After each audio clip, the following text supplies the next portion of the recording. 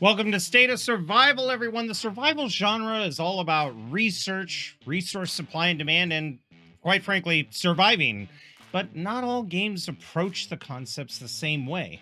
Some players prefer immersion, some players prefer brutality, and some prefer team effort and a deep system. But the casual experience versus the professional competitive experience, I think the one thing that we all want is longevity and replayability. Is the cohesiveness of the mechanics something that influences your progression or time you spend in a game? What do you think? Yeah, definitely. That's one of the things that's important in almost any survival game, like you are saying. Without progression, the survival game almost becomes a dud within hours of playing, if not minutes, because you have to have that feeling of gaining something, of going places. Whether or not it's actually level system or whatever you want to call it, it has to be there. A progression system is an absolute must. Yeah, and it's interesting how a lot of companies approach it. They all call it different things. And the one interesting thing when I went to school for this was the main three. Like there's three concepts that just stay true across all play styles or, progression systems. You've got temporal, which is playtime. You play a certain amount of time and then this happens. You've got spatial, which is worlds, locations. Space engineers is a good example of that because there's certain planets that have certain things that you might need. We've got character progression, which is like abstract and concrete. And abstract is a progression like hitting milestones, leveling your character up, whereas concrete is something physical, something simple like cooler armor. But then you start getting into some of the things that kind of mold in between each of those, like skill based progression, or even just mission or task based. So one of the things that's interesting about game design is they kind of go over like the three major mechanics that you want in a game. There are sub mechanics that kind of blend in, but they make somewhat of a sandwich. They're not the sole essence of the game. But one of the ones that can be used properly or abused is the temporal or like playtime mechanics. And what is your opinion on those? I like plenty of temporal mechanics, whether that's watching your crops grow or other various mechanics like your smelter taking time. As long as temporal mechanics are put into the game's progression as like a side piece or an addition to, I'm totally okay with that as part of progression.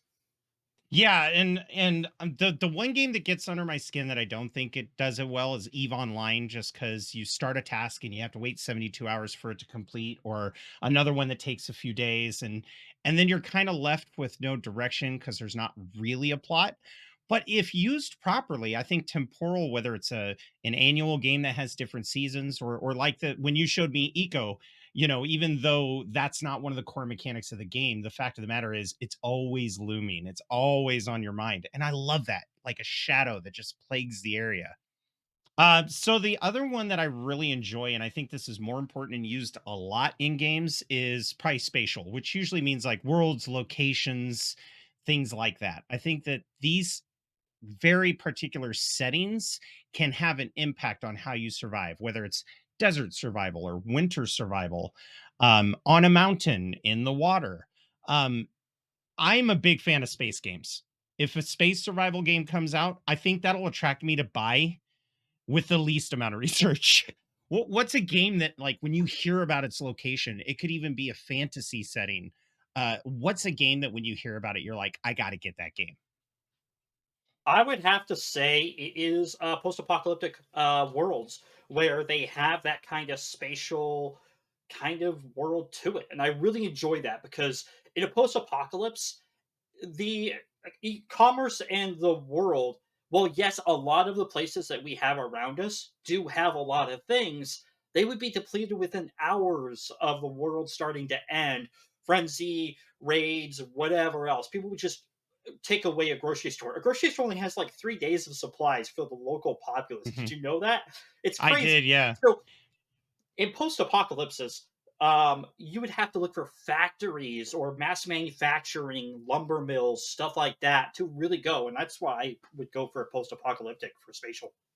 How important is your character in survival games that you play? Oh, vital. If my character doesn't have any form of attachment to me as the player itself, I can't really get into the survival game. If I'm playing a survival game and my character is literally a throwaway, I don't really get into it. I feel the same way. It is the vehicle in which you experience the world. And progression with characters can come in two forms, abstract and concrete. And one of the things that I enjoy is abstract. So I tend to gravitate more towards RPGs. With when we were playing Eco, I love the fact that I could cling on to a profession and master it. And I love that kind of depth where you're not just a pawn. There's so much more behind the skin. And then there's one called Concrete, which is like I got cool gear. I got an earring, I got a hat, I have a backpack that carries more. I've seen you play a lot of games. While I'm watching you, I'm sitting there always thinking, you kind of put your own backstory, but what's your favorite type of progression? Is it something concrete and visual, or is it something a little more deep? I don't mind leveling up and putting my skills into possible things that help me become better. But I don't like systems where I get better aim, longer, hold breath time, and that Hmm. kind of stuff. I'm not really into that. I'd rather my personal skills a player show forth. But I also love collecting gear and becoming better building my base. So I'm a little bit more of the concrete with some abstraction mixed in. And you brought up a good point. You do like some abstract, but you also really like that skill. Where you are a human. You're not ever going to be superhuman. It's your skill of playing the game, and I think that's what attracts me to like Escape on from Tarkov and Dayz. I really love games where the skill is what helps you progress your character in that concrete way. But what's your favorite kind of like skill challenges to these games? I think it's knowing about the mechanics behind the veil. Whether how much bullet drop it is, the bullet velocity, what gear is this or what gear does that. And not just plain in your face mechanics like, hey, shovels in DayZ deal a crap ton of shock damage, and they're one of the Mhm. best early game tools to knock people out to be able to get your gear or whatever. Now, I've been playing Fallout 76 a lot, which I kind of call diet survival. I know you've heard me say that before. I feel like Pal World and even like Enshrouded to a point and Valheim, it's very much a simplistic system. But I think what guides that survival along is you're not only worrying about how much food you have or the quality of your gear, but you're also given missions or tasks to complete that help propel that along. So it feels more like the juggling act. And I think with these game mechanics, that's what really kind of entices that replayability. Don't drop the ball. Yeah, but I don't wanna be on a diet. I'm just kidding. Diet survival is totally okay. And, not everyone has to have hardcore or daisies. Like, there's plenty of things in between, plenty of gray area to enjoy your survival.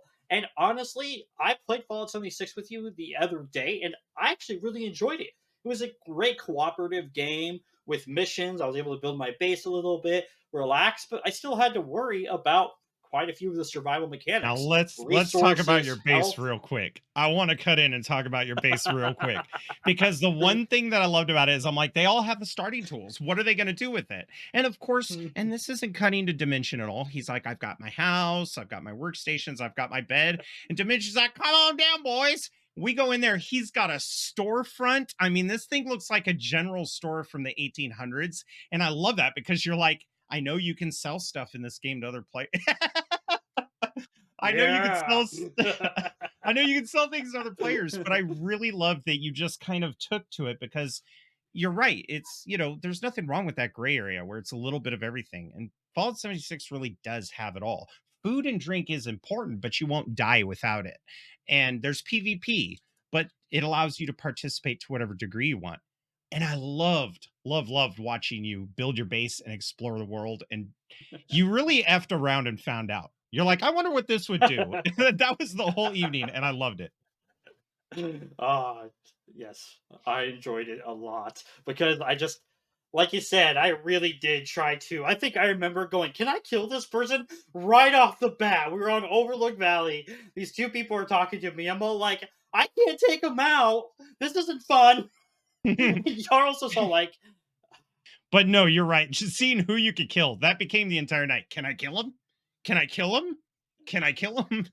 I think though that is a very thin rope to walk on with mission or task-based games cuz I hate fetch quests. I don't mind if it's every once in a while, but if they use that to fill their quest log like 15 wool, kill 20 bees, go get 30 buckets of water, I cannot stand constant fetch quests.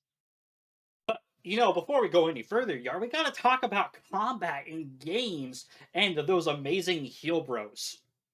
Absolutely. And I really, really think this is one of the most important aspects of the game because whether you're playing single player, co op, whatever, the combat can make or break the game, especially if PvP is involved. And like you mentioned the shovel in Daisy, and I mentioned the wooden tools in Minecraft, if you're having more of the skill based progression, I think having different like tiers of weapons are going to be critical to that feel that you are actually making that progress and you're getting better gear to satisfy the combat needs. um Yeah. what's your take on it? Well, I like combat that has, of course, better and better weapons, but I like it when it's more realistic. Like we talked about before, when it comes to skills, that knowing what weapon is good for what purpose is the most ideal for me.